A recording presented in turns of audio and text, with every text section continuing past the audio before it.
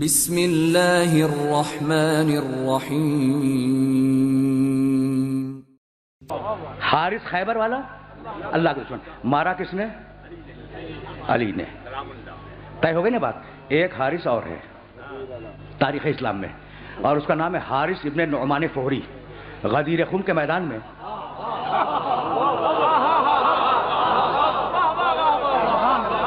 دیکھو، بڑا پڑھا لکھا مجمع میرے سامنے ہے نا، بہت پڑھے لکھے لوگ اور بڑے بیدار لوگ بیٹھے ہوئے ہیں۔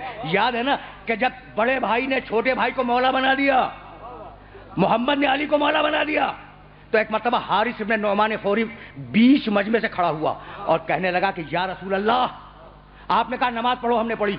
آپ نے کہا روزہ رکھو، ہم نے روزہ رکھا۔ آپ نے کہا زکات دو، ہم نے زکات دی۔ آپ نے کہا حج کرو، آپ کے ساتھ حج کیا۔ آپ کے ساتھ حج کیا۔ آپ نے کہا اللہ کو ایک مانو، مان لیا۔ تو یا رسول اللہ، یہ جو آپ علی کو حاکم بنا رہے ہیں تو اپنی مرضی سے یا اللہ کی مرضی سے؟ کمال ہو گیا، نبی کا امتی ہے مگر سمجھتا یہ ہے کہ کچھ مرضی اللہ کی چلتی ہے، کچھ مرضی رسول اپنی چلاتا ہے۔ سن رہے ہو نا؟ یہ نیا عقیدہ نہیں ہے، یہ زمانے رسول میں بن گیا کہ کچھ باتیں رسول اپنی مرضی سے کہہ دیتا ہے۔ تو یا رسول اللہ، یہ علی کو جو آپ نے حاکم بنایا تو اپنی مرضی سے یا اللہ کی مرضی سے؟ میرا رسول جو رحمت للعالمین ہے اسے جلال آ گیا، اور قسم کھا کے میرے رسول نے کہا کہ سنو، میں نے پوری زندگی میں اپنی مرضی سے ایک لفظ نہیں کہا۔ میں نے پوری زندگی میں اپنی مرضی سے ایک لفظ نہیں کہا۔ علی کو میں نے مولا بنایا حکم خدا سے، وہ یہ کہتا ہوا چلا کہ پروردگار، اگر رسول نے تیرے حکم سے علی کو مولا بنایا ہے تو پروردگار مجھ پر کوئی عذاب نازل کر دے۔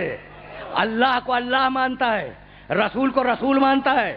بھائی عذاب آیا یا نہیں؟ آیا نا؟ عذاب تم مجھ سے بہتر جانتے ہو کہ کیا آیا؟ عذاب آ گیا۔ بھائی عجیب بات ہے، اللہ کو ایک مانتا ہے یعنی لا الہ الا اللہ کہہ رہا ہے، محمد کو رسول مانتا ہے، محمد رسول اللہ کہہ رہا ہے۔ چونکہ علی ولی اللہ کا منکر تھا، عذاب الہی میں مبتلا ہوا یا نہیں؟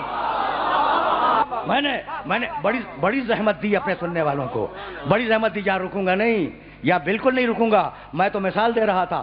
اچھا تو حارث پہ کیا عذاب آیا؟ پتھر آیا تھا نا؟ اچھا پتھر آیا تھا، سر کو توڑ کے نکل گیا تھا۔ اب میں آج تک سوچتا رہا کہ پروردگار اگر عذاب ہی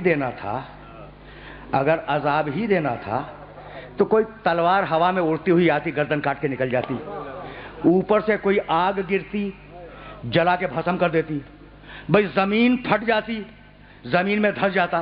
یہ پتھر کا عذاب کیوں؟ تو پروردگار نے کہا کہ بھئی سنو، پتھر کا عذاب کیوں نازل کر رہا ہوں؟ دشمن کعبہ ابرہہ، اس پر بھی پتھر کا عذاب آیا تھا، اور دشمن مولود کعبہ، دشمن کعبہ اور دشمن مولود کعبہ کا عذاب ایک۔ اچھا تو محمد رسول اللہ مان رہا ہے، لا الہ الا اللہ مان رہا ہے، علی ولی اللہ نہیں مان رہا ہے۔ بھائی عجیب بات ہے، یہاں روکوں گا۔ وہ علی ولی اللہ کا منکر ہے، عذاب آیا یا نہیں؟ آیا نا؟ بھائی توجہ رہے، اس لیے کہ روک رہا ہوں سارے سننے والوں کو۔ لا الہ الا اللہ کا اقرار کرتا ہے، محمد رسول اللہ کا اقرار کرتا ہے، علی ولی اللہ کا منکر ہے، تو پروردگار قیامت میں دے دینا علی ولی اللہ کے منکر کو عذاب، یہ دنیا ہی میں کیوں؟ اچھا تو ابو جہل تو لا الہ الا اللہ کا منکر تھا، اس پر دنیا میں عذاب کیوں نہیں آیا؟